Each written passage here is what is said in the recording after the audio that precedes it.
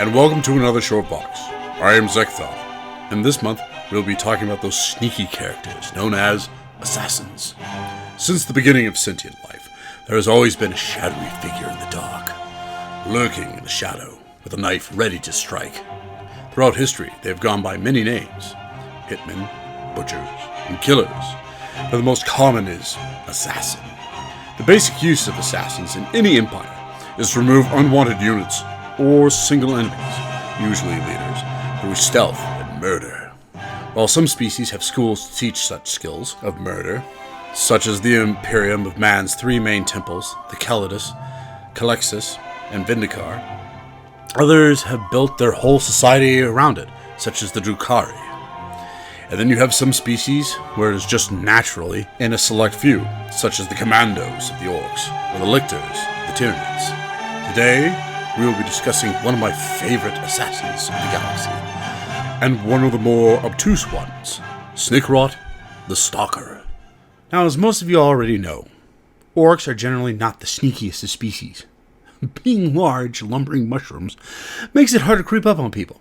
Life in an orc is the life of constant warfare, and luckily for other inhabitants of the Milky Way galaxy, orcs spend most of their time fighting amongst themselves, with battle devolving into massive bouts of close-quarters combat.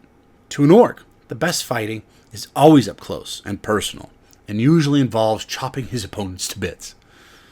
But every once in a while, you'll get a strange orc, one who is not happy charging into the enemy guns, and prefers to sneak behind them and stab them in the back. A strange group of greenskins are called commandos. Nothing makes a commando happier than creeping up on an unsuspecting enemy, his fellow commandos slithering through the undergrowth at his side. When the time is right, the commandos will burst from their concealment, slashing, stabbing, and shooting their stunned prey before they have a chance to strike back. Another strange thing about these commandos is they prize intelligence and initiative, as well as a base cunning and hunter's instinct. Commandos also value reconnaissance and planning ahead. Strange for an orc.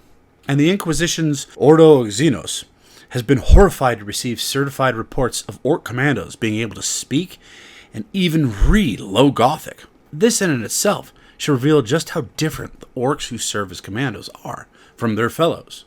Not for them the thrill of a massed charge or a turbo-powered race to the front line in a badly made truck. Instead, a commando gets his enjoyment from slitting throats and spreading panic behind enemy lines before launching a perfectly timed ambush. And no one does that better than Snikrot the Stalker, whose name is now a byword for terror on Armageddon. The infamous orc hunters of Armageddon are afraid of one orc and one orc alone. In the dark nights of the steaming equatorial jungles between the subcontinents of Armageddon Prime and Secondus, these grizzled veterans whisper tales of Boss Snikrot. They tell of a hunter who slips through the jungle like a ghost, who can pass through throttle vine groves without disturbing a single leaf.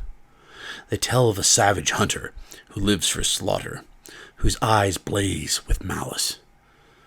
Finally, they tell of his victims, left to bleed to death with their eyes torn out and their scalps ripped free from their skulls.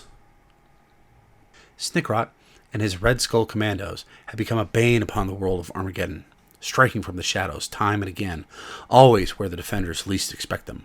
No matter how elaborate Snikrot's schemes become, his lads are equal to the task, and the boss has vowed that even if mighty warlord Gazkul Thraka has given up on conquering Armageddon, he never will.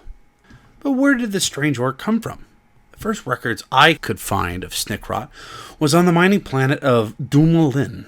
It states that Snikrot was the commando boss for war boss Kilskar, and when the war boss conquered the planet, Snikrot led a series of ambushes against a small force of Katashan jungle fighters who were still on the planet. The Katashan jungle fighters are the human mirror image of the orc commandos. Their tactics and tasks the same. These jungle fighters went about sabotaging the orcs' war efforts, and in turn, Snikrot and his commandos hunted the Katashians. Eventually, Snikrot found the leader of the human unit, Colonel Ironhand Strachan, The two engaged in a ferocious duel, with Snikrot eventually being defeated. Having been seriously injured and plummeting off of a building, the commando was thought to have been killed. But he wasn't. Doing what he does best, Snikrot disappeared from the planet, and history as well, until he was next seen on Armageddon. Using his lethal talents, he was soon held in high regard by the Grand Warlord Gazkul Thraka. And when Gazkul Thraka launched his second invasion for Armageddon, Snikrot and his tribe of orcs were amongst the first to navigate the green depths that separated Armageddon Prime and Armageddon Secondus. The Sea of Infernal Green was vast, and Snikrot's commandos soon separated from the main tribe. Straying towards the Cerberus base, the majority of the tribe fell foul of the Imperial Guard jungle warfare specialist stationed within the heart of the equatorial jungle. Snikrot ordered his boys to withdraw, vowing to conquer the deadly environment before they faced off against the defenders of mankind. Snikrot learned his lesson well, as he determined to fight a guerrilla war in the heart of the jungle, stripping his equipment down to the bare minimum so that his green skin served as a form of natural camouflage. He and his commandos became one with the omnipresent vegetation, their tough hides and strong metabolism providing them with a natural resistance to the often toxic defenses of the jungle terrain. Snikrot and his orcs refined their already excellent stealth and sabotage skills until they were able to slip into an Astra Militarum barracks and kill the humans in their sleep. This event marked the start of a campaign of guerrilla terror and psychological warfare that has plagued the Imperial defenders of Armageddon ever since. Even after Gazkul retreated from the world, Snikrot's Red Skull commandos were still at large within the jungles, and remained a terror until Gazkul and an even larger orc, Log, returned to seek vengeance upon the Imperium defenders in 998.M41. That became the Third War for Armageddon. By this time, the legend of Snikrot had spread to the furthest hive cities, all across Armageddon. In the fading light of the hives, mothers scared their children into obedience with stories about the green-skinned stalker, Snikrot. Each of the gruesome stories has a real basis in the truth of the savage greenskin and his penchant for murder. To this day, Snikrot is one of the most feared of all orcs amongst humanity, and even the orc hunters of the Steel Legion pray to the God Emperor that it is not their skulls that feel the deadly, silent strike of Snikrot's blades. Well, that is all the time we have for today. Tune in next time when we discuss the Vendicare assassin, Marius Skult. Feel free to like, comment, subscribe, or follow. And as always, until next time, this is Zeckthar, signing off.